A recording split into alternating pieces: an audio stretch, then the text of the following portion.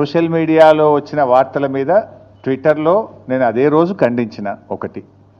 రెండు, చివరికి మా నాయకులు దాసోజు శ్రవణ్ గారు ఎర్రోల శ్రీనివాస్ గారికి చెప్పి పోలీస్ స్టేషన్లో కంప్లైంట్ కూడా ఇచ్చి ఆ కంప్లైంట్ను కూడా నా ట్విట్టర్లో పోస్ట్ చేసి ఇటువంటి ఫేక్ ప్రచారం నమ్మొద్దని, తక్షణమే డీజీపీ గారు వీళ్ళ మీద చర్యలు తీసుకోవాలని చెప్పి కూడా నేను రాష్ట్ర డీజీపీ గారిని కోరిన విషయం కూడా మీ అందరికి తెలిసిందే కదా.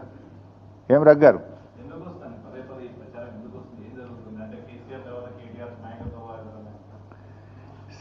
ఆ పంచాయతీ లేదు మా పార్టీలో. నేను చాలాసార్లు కూడా చెప్పాను, మీరందరూ కూడా చూసింటారు. ఒక్కసారి కాదు, కొన్ని వందల సార్లు చెప్పి ఉంటాను.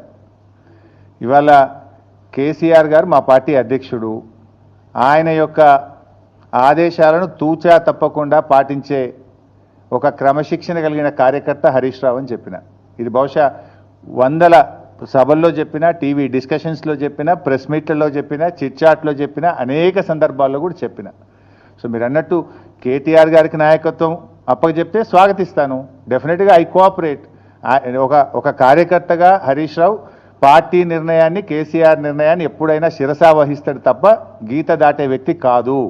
ఇది నా 25 ఏళ్ల రాజకీయ ప్రస్థానం చూపిస్తుంది. 25 ఏళ్ళ నుంచి నేను బీఆర్ఎస్ పార్టీలో ఉన్నాను. పార్టీ జెండా పుట్టుక నుంచి ఈ రోజు వరకు కేసీఆర్ గారి అడుగుజాడల్లో వారి సూచనలకు అనుగుణంగా పనిచేసేటువంటి ఒక కార్యకర్తగా హరీష్ రావు పనిచేసిండు, రేపు కూడా చేస్తాడు.